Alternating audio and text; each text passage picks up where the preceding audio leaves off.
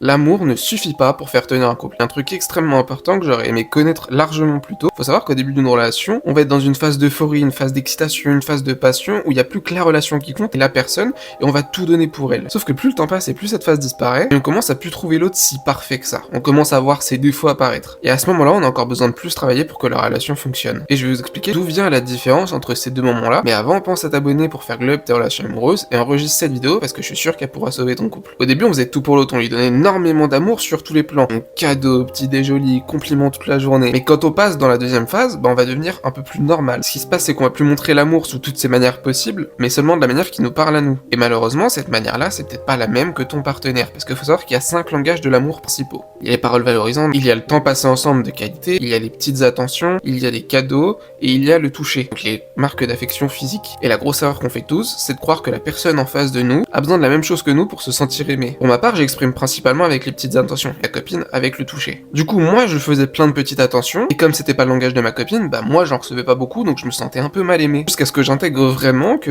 on a des langages différents, et le plus important, c'est de savoir comment l'autre se sent aimé pour savoir comment toi, il t'aime, pour que vous puissiez faire comprendre votre langue à l'autre.